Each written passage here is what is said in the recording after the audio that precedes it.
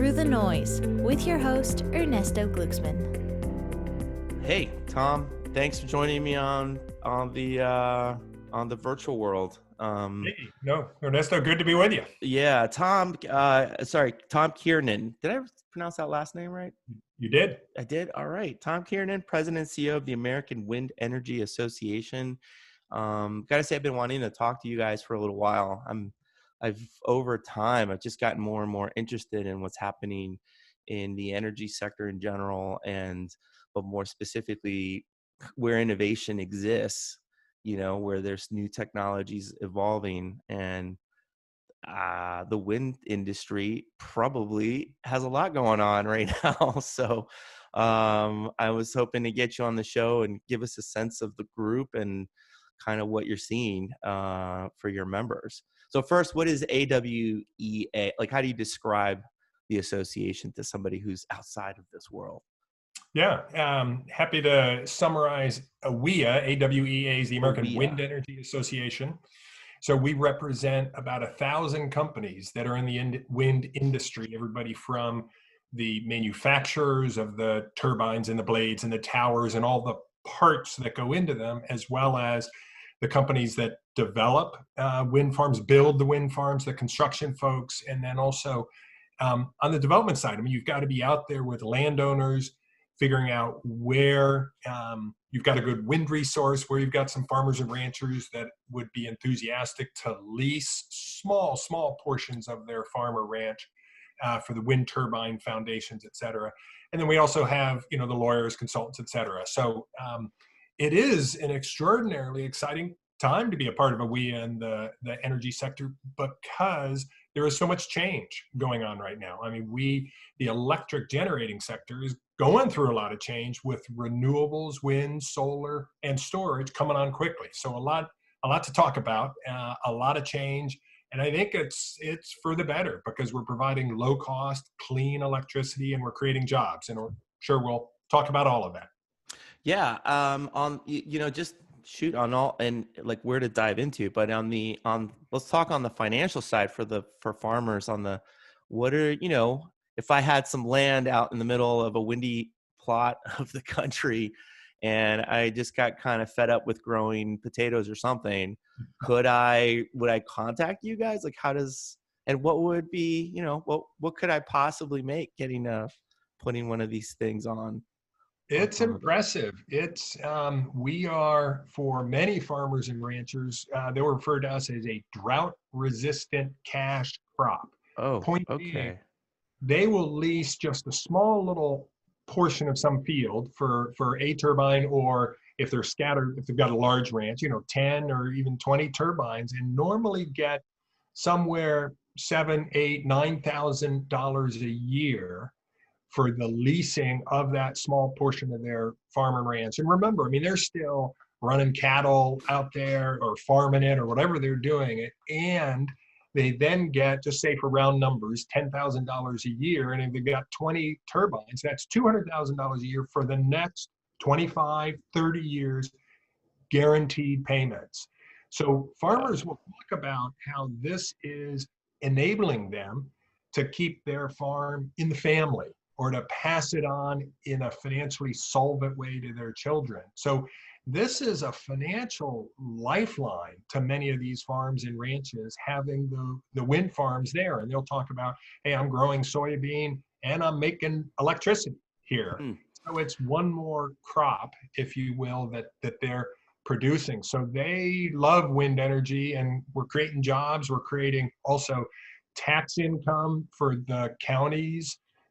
It's over $1 billion a year. It's about $1.7 billion a year the wind industry provides to rural communities in America through the land lease payments and taxes to local counties. Okay, so that's kind of an advantage of wind, in the sense that I could kind of put a couple of these or a few of these on my land, know that that's pretty consistent cash for doing it, but I still can continue to do my land, right? If I did like a solar farm, you'd have to cover much more of it, and you'd really have to consider I probably can't grow too much under solar panels, right? So there's an advantage there for the wind. Totally agree with that. And it's also, I was with a crusty old, I don't think he'd mind me saying that, New Mexico rancher who commented that, and I just love this phrase. He said, as I look out on them, I think of those wind turbines and the wind blades spinning as ballet dancers on the landscape. So he was looking out there thinking, man, they are beautiful, making money for him, producing electricity. I mean, what's not to love? And then he was still able to have his rural lifestyle with his family, living where he wanted to live and making a good income. Yeah. So, and then this is all, I mean, obviously you have to be in the right zoned areas, and there's always the difficulty sometimes in getting, I don't know, the permits or getting the local community to accept that you might be changing the view a bit. I guess that's the biggest complaint, but like I'm with that guy, that farmer's perspective. They look nice. They're just kind of high tech, quiet things that are spinning in the air, and you know that it's just generating energy without all the externalities, all the other issues associated with more of the fossil fuel stuff. Yeah, Right. totally agree. I mean, we are clean, we are reliable. So we've got so many attributes that to help the grid to produce electricity. And we're doing everything we can to work well with any adjacent landowner to make sure the sound, if there's any sound, it's minimized, to make sure any wildlife impacts are very much minimized. I mean, so we are working with those, at times, producers of other forms of electricity might be catalyzing some of the local NIMBY concern. But, we genuinely obviously need to and want to be good community members, working with neighbors, because, we're building a wind farm that'll be there 30 years and want to have other wind farms. And so we want to have the relationships that last for a long time in the communities. Right. And I just kind of think that doing business in the kind of rural area, it's all about relationships there for sure anyway, right? So it's not, Yeah. you're not just going to show up and be able to just start, plopping these on the side of the road. You have to get in with the community and get buy-in from people, which is probably Yeah. probably I would presume the build is probably a lot quicker than sometimes some of that coordination work that's involved. Yeah, and totally agree. I mean, we want to be working well with folks. The permitting does take time, and that is something that we're trying to make sure is streamlined, so that we can keep building. And frankly, and we may talk about this, but the current COVID crisis is slowing down the construction of wind farms in many ways, and we can talk about that. But one of them is slowing the permitting process, because it's tough to be holding public hearings or meeting with next door neighbors or meeting with landowners. That's obviously constrained at this point appropriately. But the industry is having some challenges because of the COVID crisis, as are so many industries, and obviously the significant public health crisis we're facing. Well, let me ask you this: aside from just having to push the deadlines out for a particular project, are there other, I don't know, deadlines that that you're running up against that adds pressure to this type of thing? Unfortunately, yes. And How did I know? I was there's always a catch. There's something in this world, right? Well, what is it? so our challenge is, like all sources of electricity, we have certain type of support from Congress in these production tax credits, and you're allowed 4 years to start a project and then to finish it. So we started a bunch of projects in 2016 that are due online, producing electricity at the end of 2020. So many of these projects are in construction right now and are hopefully getting their blades and turbines and towers and building them. And we're seeing delays, unfortunately, across that whole spectrum. Some of our manufacturing facilities are shut down because of COVID, whether it's building the towers or the blades, et cetera. We're slowing down some of our projects. We have to, because of some COVID cases among workers and having to obviously do social distancing. It's tough to get transportation, sometimes moving the parts to the wind farm construction site. So we've got to get these projects online by the end of this calendar year, or we lose all of our tax credits. And so we For are the asking. project, like wholesale loss of the tax, if you don't get that thing running, you don't get your subsidy or your tax credit. Exactly right. You don't get that credit. And it's a yes or no. You either get it or you Oh, don't. And so back to the deadline and the stress. So we okay. are asking Congress and the administration, we don't want any new tax credit, no new support, but give us an Extend. additional year to get this project we started in 2016. Just give us an additional year to get it online. So that's the request, and it's solely to address the COVID disruptions, where we're not getting the parts and we're not getting, and it's interesting that if you can't get the blades or whatever, which means you can't build the tower, but the crane you use to build the tower, when you do get the blades a month later, well, the crane is off on another project. So, Yeah. yeah, You so have to you got reschedule this. where that crane's going to be again into their calendar. Yeah, so you There's, have what might be a 3-week delay in parts, but it turns into a 6-month delay for the project by the time you can reschedule uh, your transportation, get the crane, get the electricians on site. I mean, so there's this cascading problem. So once you get a little delay, it can easily run you past the end of the calendar year and you miss all 100% of the credit you were supposed to get. you're already like just stressing me out thinking being a project manager, having to deal with that. That sounds not, man. And what's your take on like Congress? I mean, I guess everybody's busy just trying to figure out what are solutions, but has this been overlooked or in the scramble to, to pass some small business support? Or is it, I presume there's just going to be other industries that also have similar deadlines like these that suddenly we're all slowing down. So can you slow down the deadline? Yeah, so the quick answer is, I mean, we've had great receptivity from members of the House and in the Senate, both sides of the aisle. I mean, people understand the challenge, get the challenge, want to be helpful. So we're hopeful. However, they've got thousands and thousands of industries with challenges, and they're trying to first deal with the public health crisis. Keeping the hospitals funded and keeping our state governments from going bankrupt. I mean, so there are some bigger challenges which we respect, but we do need to kind of get this help. So we are hoping in one of the coming bills through Congress to get the assistance that we are looking for. I will also just quickly say, because of this cascading set of, we're late getting the parts, et cetera, those banks that finance wind projects are also going, whoa, if you're not going to be able to get this online, maybe we don't want to finance the construction. Right, because Then you we were lose. accounting for the tax credit as part of the investment here, and now you don't quite have it. Exactly. So, Man. the banks are going, well, maybe we don't want to finance this. Let's not do a construction. I mean, so things unravel quickly. And so that's just more to this point of why we want to get assistance or this flexibility soon so that the project can say, well, no, we're good. We got our finance, we got construction, so we can keep everybody working. I mean, this is all about having people keep their jobs, have the economic income continue rolling, and doing it in a safe, obviously, way. So that's what we're trying to piece together. Do you think it just makes sense, given the circumstances that we're in, if Congress just sort of did like wholesale, every deadline gets extended a year type of legislation? No, it's a good question how they can do it efficiently.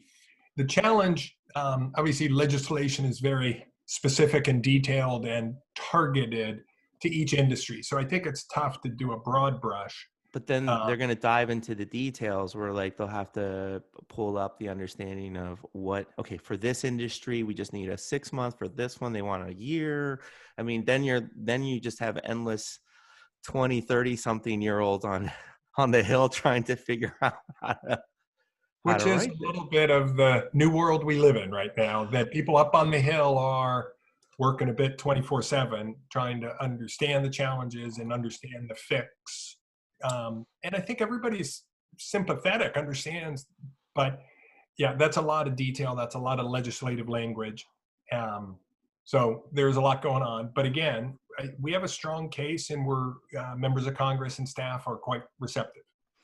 From an association executive, when your members are asking you, like, how would you manage their expectations of being able to accomplish this, right? Because it's not really in your hand. I mean, you have to be there. You're doing the best you can. You're communicating the need, which is the job, right?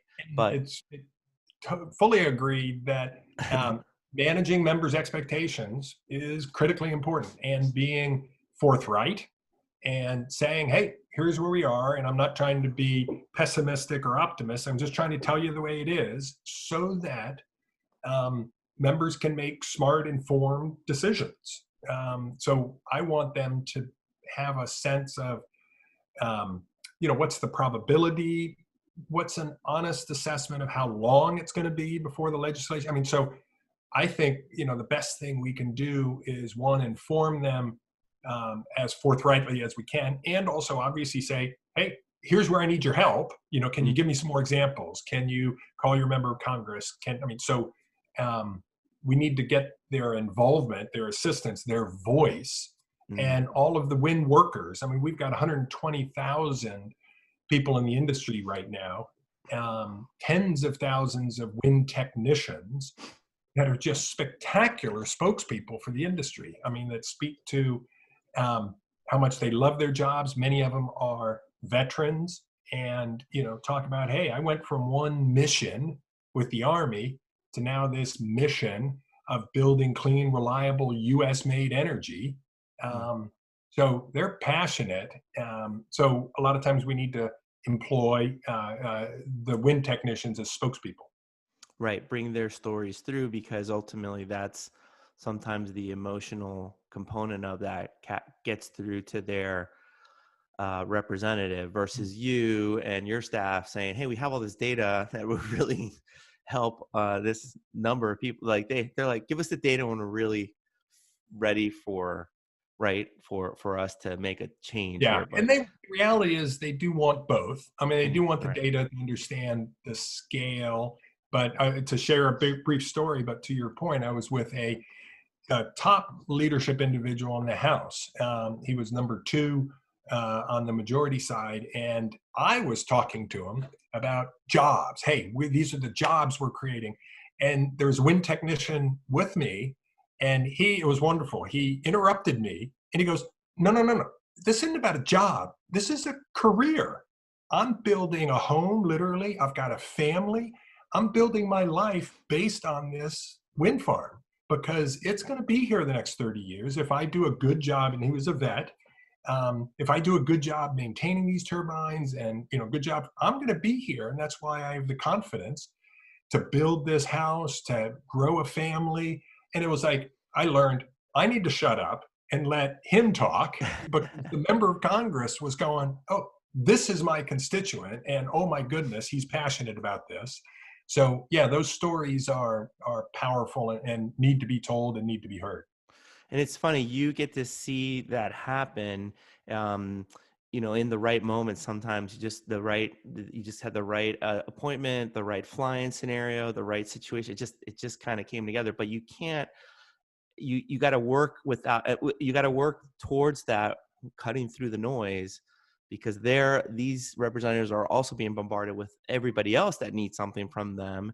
And it's just very hard to, I guess, anchor the right concept for your members into these guys. And I presume that you just kind of have to keep knocking on the doors. You have to still keep making the calls, and then be ready when the appointment shows up. And then you just sort of bring it together, and hopefully it works for you. And agree with that. And I'll just add to it by saying, and you need to do the follow-up, after you have the meeting, and, you got to do the follow-up. You also, we have an advantage in the wind industry that it's fun, exciting, interesting for members to get out to a wind farm, to come to our manufacturing sites. But if they're at a wind farm, to get them up tower, so you can climb up the towers to the top of the wind tower. Remember that. Now it's shut down, so it's not moving, but you can see all the parts. You can look across the landscape, and I will assure you, the member of Congress who does that does not forget the experience. So you know, you do need to have memorable experiences. That's important. And I will also say, and this is coming back to the number of jobs, we're also the fastest growing or the second fastest growing profession in the last 3 years. So the wind technician is either number one or number two fastest growing profession. And that's per the Bureau of Labor Statistics. So, Wow. Members of Congress hear that and go, whoa, all right, I want to invest in your industry. You're doing a lot of hiring. So anecdotes like that are important. We're the number one renewable energy source in the country. We installed more wind energy on the grid last year than any other source of electricity was added to the grid. I mean, so the wind industry has Whoa. tremendous momentum right now, or at least had it before COVID-19. That's interesting. So, I mean, when I hear things like, second fastest growing profession, that means kind of a scramble for hiring people, trying to scale up. You need systems to track, software.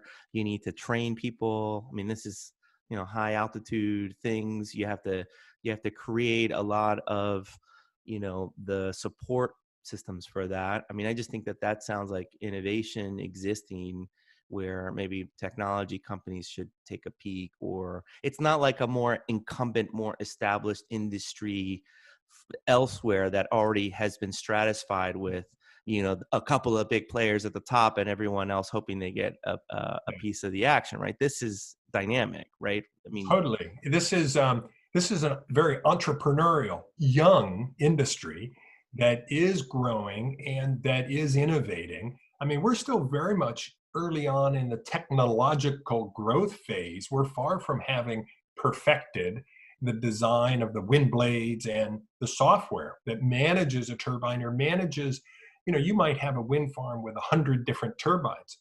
You got to manage those turbines. And so you're right, you've got the engineers, the wind technicians, you've got the software engineers, you've got the communications experts, you've got the folks that need to be working with adjacent communities. I mean, so all of these different skill sets can find a home in the wind industry. And that's what is exciting about recruiting, whether it's veterans or others into the industry, that you can find your home, whatever your skill set. And again, we had been growing.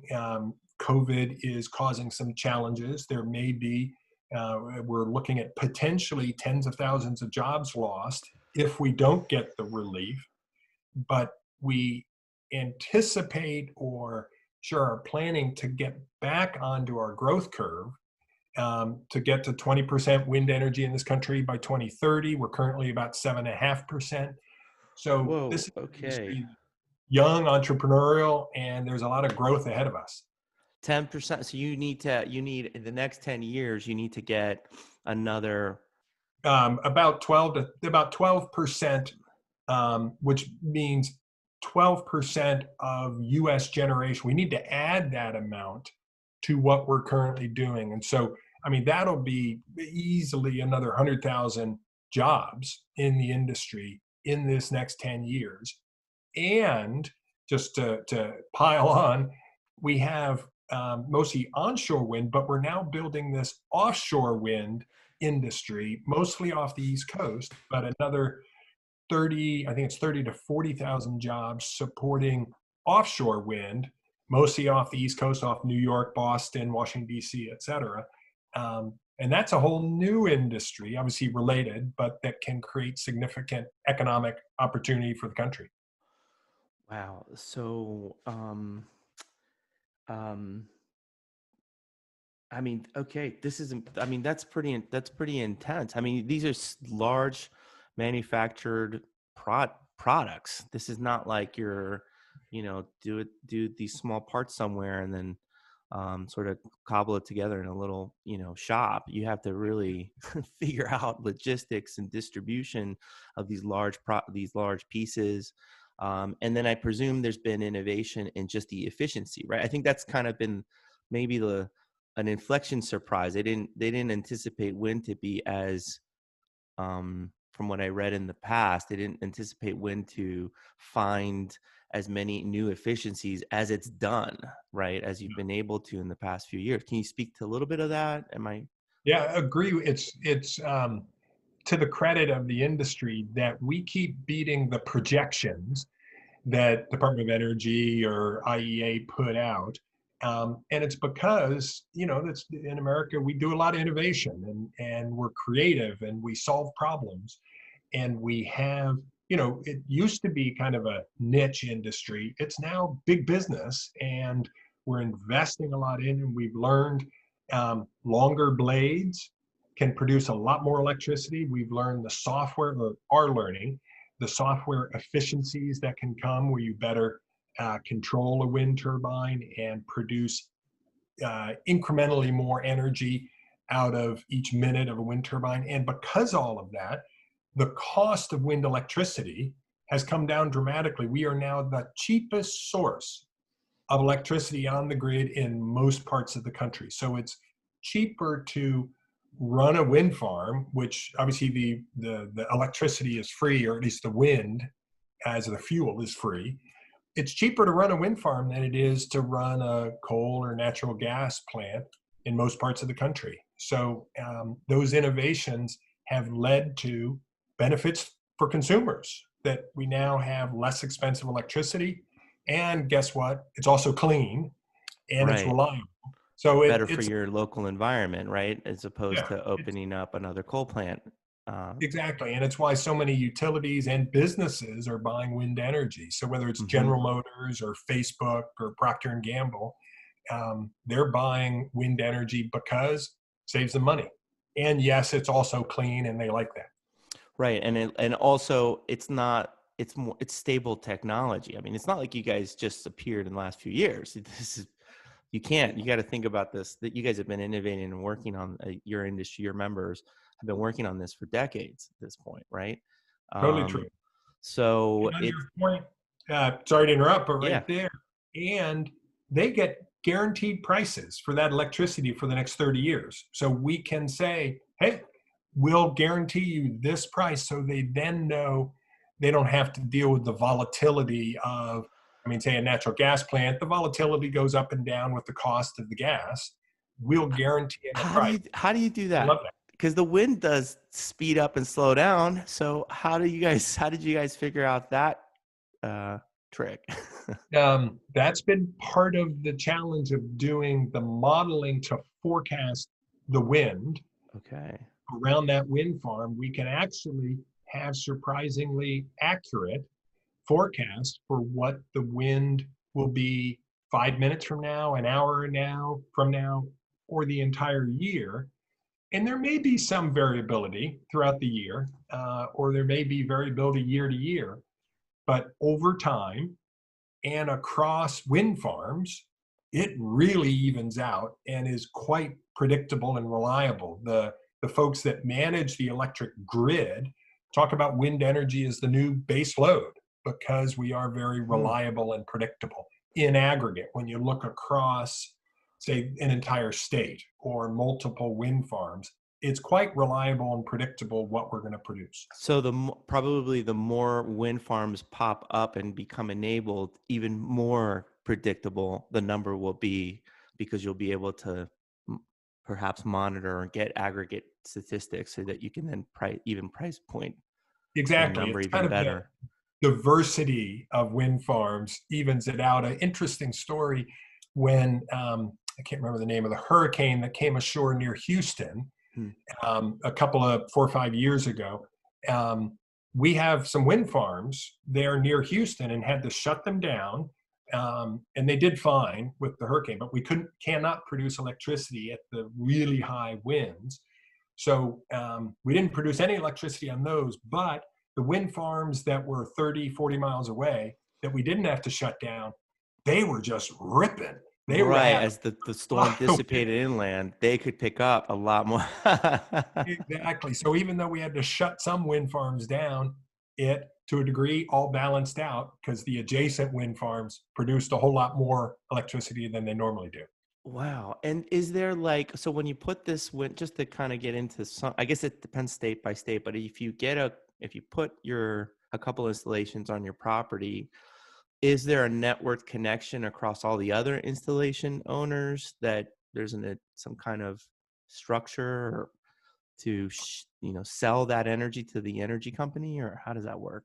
So the answer is yes, and it varies. So in some cases, the utility may manage a bunch of those different wind farms and they'll balance them. The technical, they'll balance among them. Sometimes the developers that build these wind farms, they'll say, hey, we'll balance all this, and maybe we'll have a natural gas plant, or maybe we'll have a solar farm, and we'll bring this all together, and the end product is a certain guaranteed amount of electricity at a certain price, and the developer balances this all out. Sometimes you see some that are called hybrid projects that'll have wind and solar and storage, and they'll balance it all. So back to kind of where we started, the electric generating sector is going through a revolution right now as wind energy, solar, storage are rapidly coming on the grid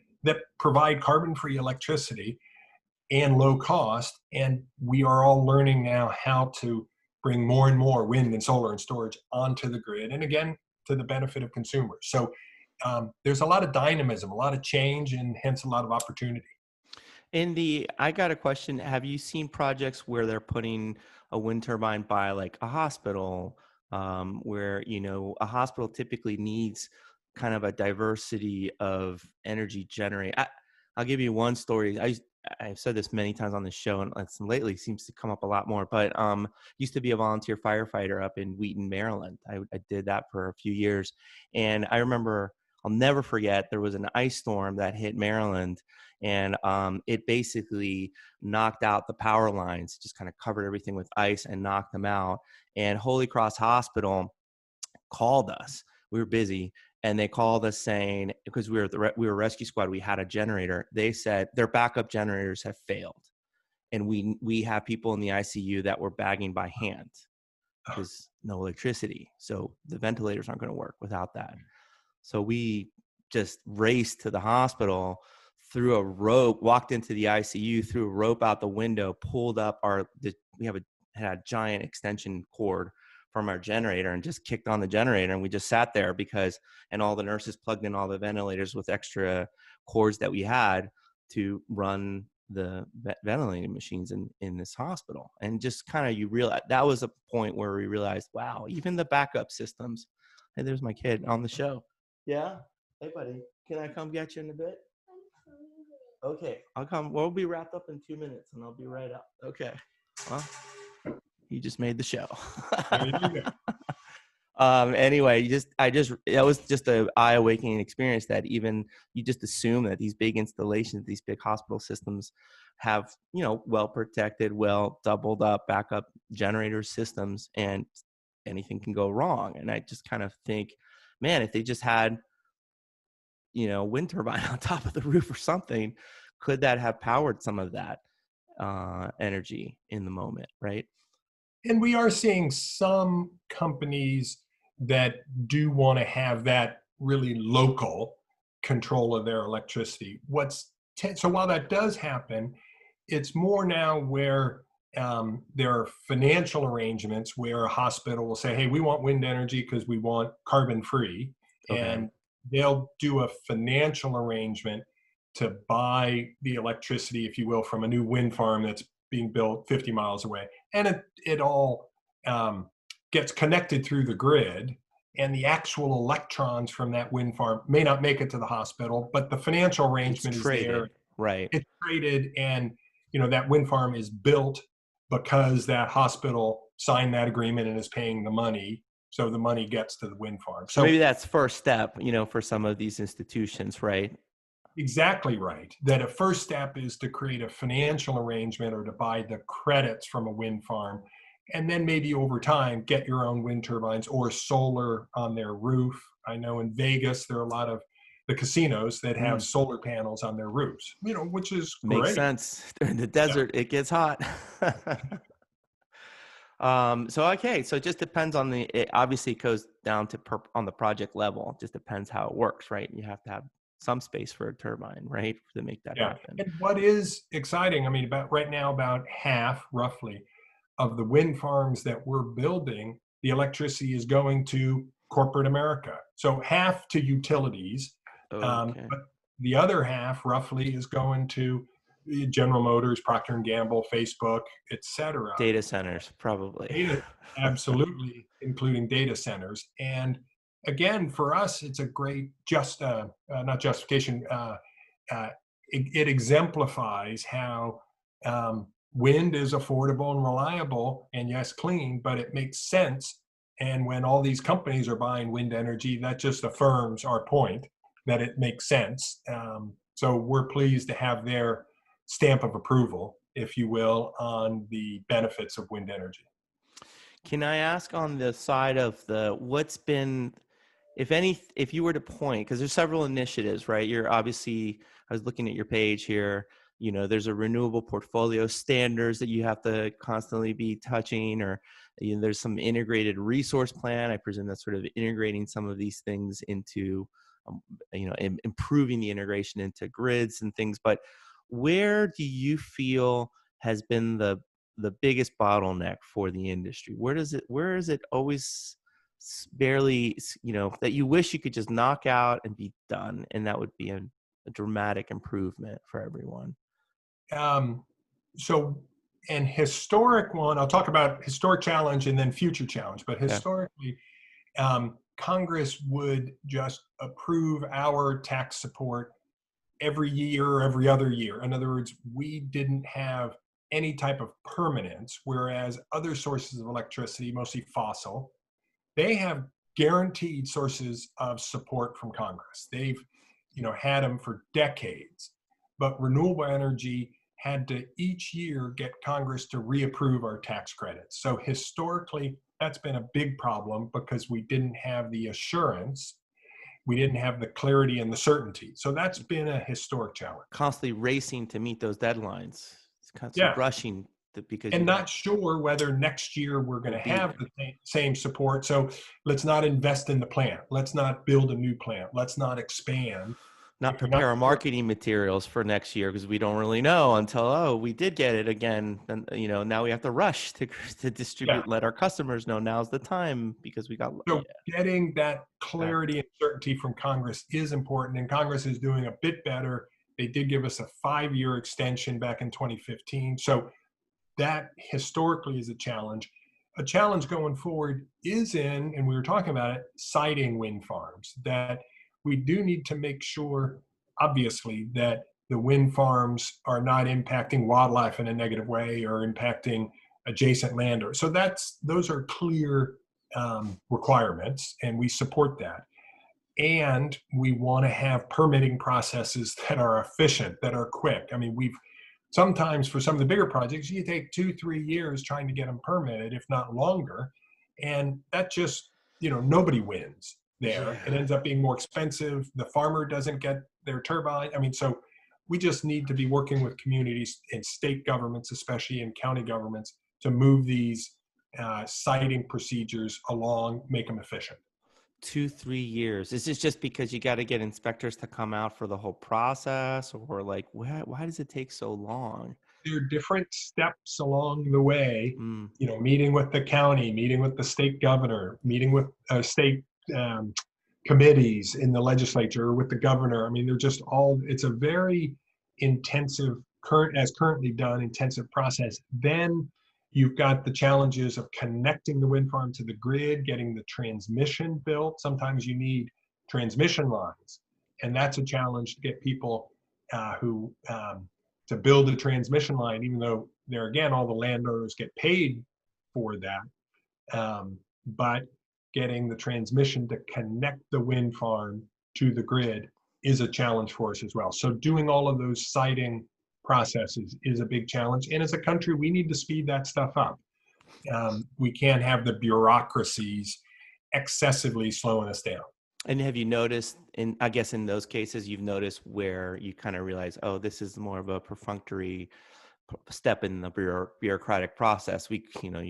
Why can't we just, this should be, I mean, some things you have to check big installations, big builds, that they're doing it right. Because once it's there for a long time, right? So you don't want to rush a bill.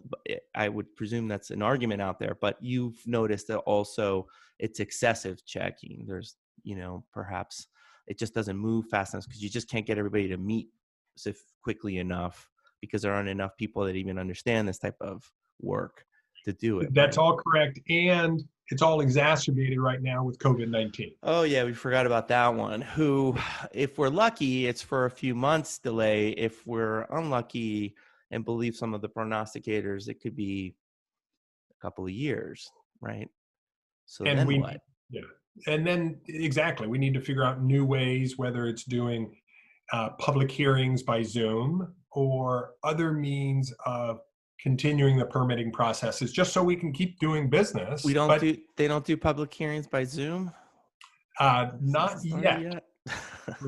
I believe they're starting to look at it, and I think the Senate may have just had a public hearing online. The Supreme Court is now hearing cases online. All right. If the Supreme Court and the Senate can do it, your local county can too. Yeah. Exactly. Man, Tom, thank you. I got a hungry kid that needs his PB&J out for lunch here. So I'm going to let you go with this one, but thank you for sharing a little bit what's been going on. And then can you and I get together again, maybe in a couple of months to give us a little bit of an update as to how things are shaking out with any of the COVID related efforts you're going through? Would be happy to. I mean, yeah. There are changing and challenging times, so would love to get together and give folks an update and talk about the lessons learned and hopefully what we need to do at that point to keep building this industry. We are at an extraordinary point, as I said earlier, and want to get back to the growth curve because it's just good for hiring more employees, providing affordable, reliable, clean electricity. So it's a great story, and we need to get through the COVID crisis and keep that momentum going. Right. And I guess in some ways, we're going to have to also prepare once we are through with a lot of the, sort of projects that have been backlogged. So thinking perhaps ahead in terms of all right, when this is over, even if it might seem like a little soon now, but you should be thinking about it as a business owner. How are we going to be ready to execute? Because there'll be a mad rush to do projects, to get your hair cut, to get your teeth clean, and there won't be enough people to deal with all the incoming orders, right? Exactly. There'll be a backlog. There'll be a backlog. Good to have, but we need to figure out how to then implement that backlog to get all of the results, the outcomes, the new wind farms put on the grid. So there's a lot of work ahead of us, and look forward, Ernesto, to keeping you and your listeners apprised. Thank you. Appreciate this, Tom. That was fantastic. And thank you guys for listening. I guess watching too, if you're seeing this on YouTube. Thank you very much. Appreciate it. All right. For more episodes of Through the Noise, go to throughthenoise.us.